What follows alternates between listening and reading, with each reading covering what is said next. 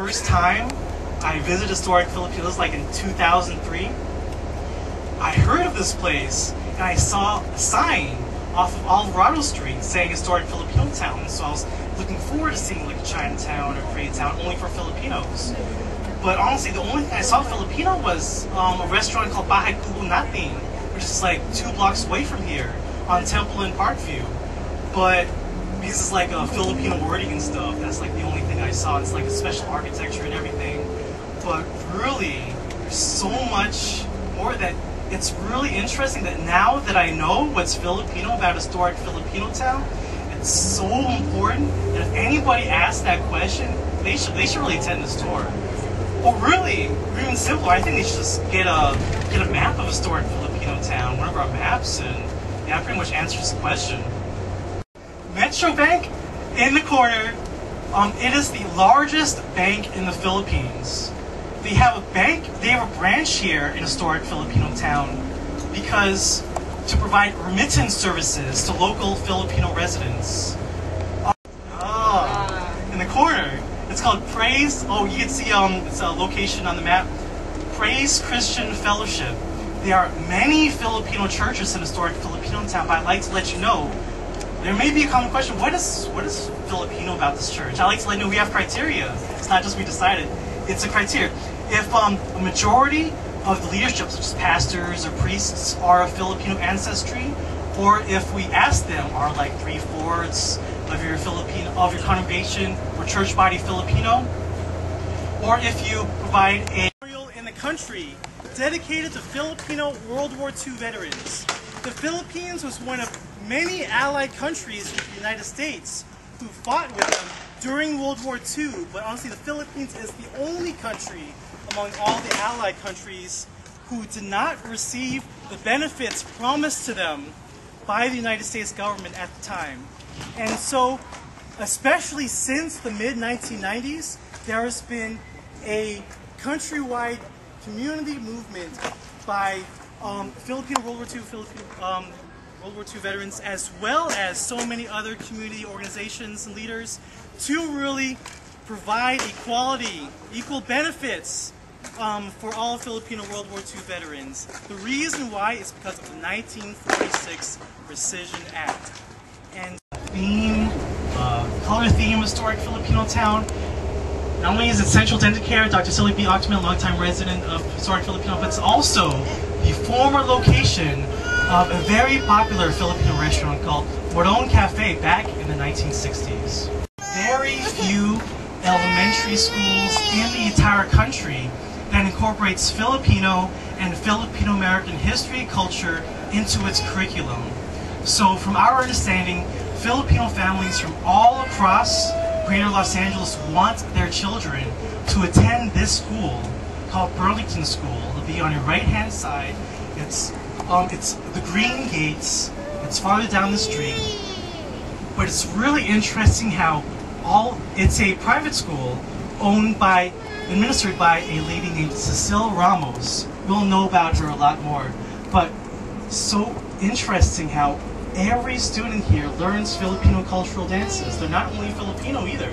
They perform in so many festivals and gatherings. It is a official historical cultural monument recognized by the City of Los Angeles. It'll be on your left-hand side. It's in the corner. It is the Filipino Christian Church. This is the oldest Filipino church in the country.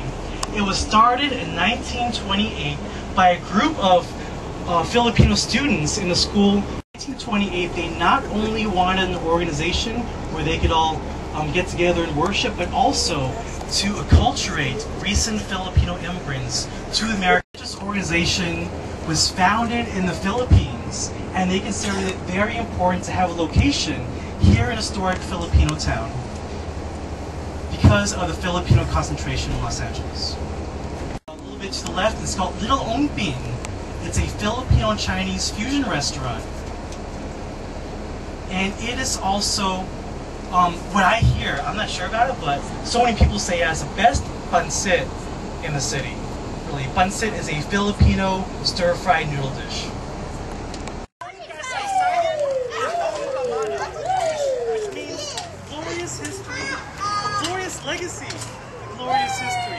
It was painted in 1995 by an artist named Eliseo Art Silva when he was only 23 years old. It took 6 months to plan and 2 months to create. Not only Eliseo Art Silva created it, but he had a lot of help from student and community leaders. A few of them, their names are permanently inscribed at the very beginning of the mural. This, I think it's 90 feet long. This 90-foot-long mural shows 4,000 years of Filipino and Filipino-American history. We could seriously talk for hours on every figure, event, and everything portrayed in this mural, but I just want to highlight a few special things. The man holding the book at the very beginning of the mural is a Philippine national hero named Jose Rizal. And also the man holding the sword at the very top, he is the leading Filipino revolutionary against Spanish colonialism at the end of the 19th century. His name is Andres Bonifacio. The man holding the Philippines flag in the very middle, his name is Emilio Aguinaldo. In 1896, he had declared the Philippines an independent country, but the United States did not recognize that, and so it took on the Philippines as its colony. But in 1896, he did declare it as an independent country. And also, I like to point out, there's a ship on the top, as well as a building with the sign Manila Village.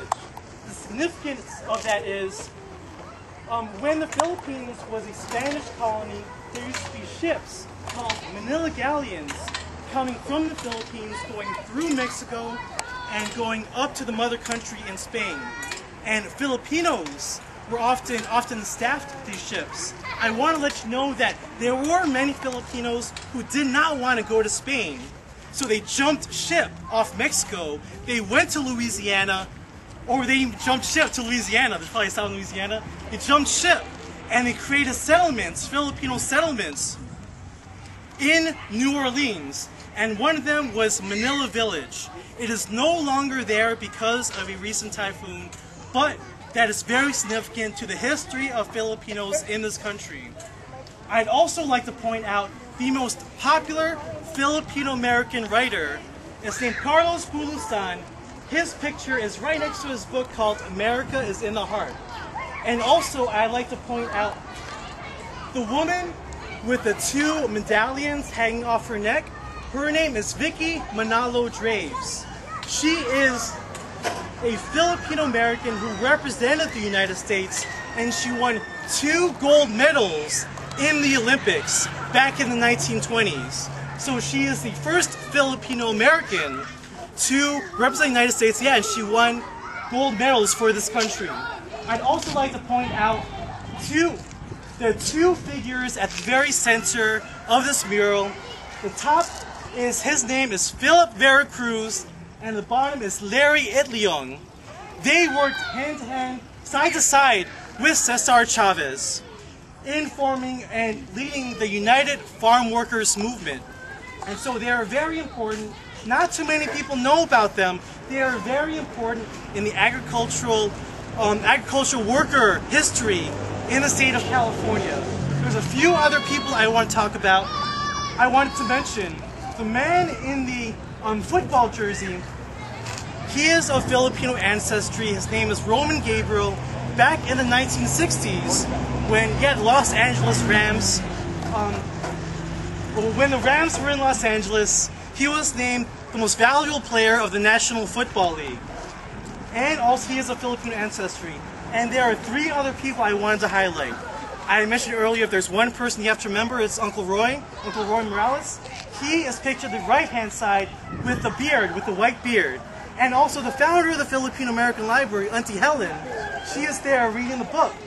And also the highest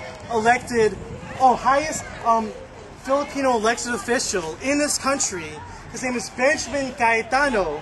He was the governor of Hawaii, and he is being sworn in at the very right of the mural.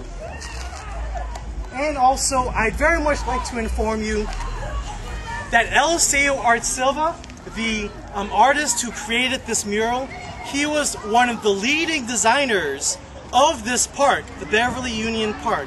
Case management for each individual. This is so important because they work so closely, like hand to hand, holding hands with you through immigration, through employment, through housing, through health, pretty much everything. So I personally think it's absolutely essential for any recent Filipino immigrant to become a member of Filipino Workers Center. I'll give you an example. I had mentioned earlier when talking about Metro Bank how remittances were so important. Filipino Workers Center provides a remittance service program where it's a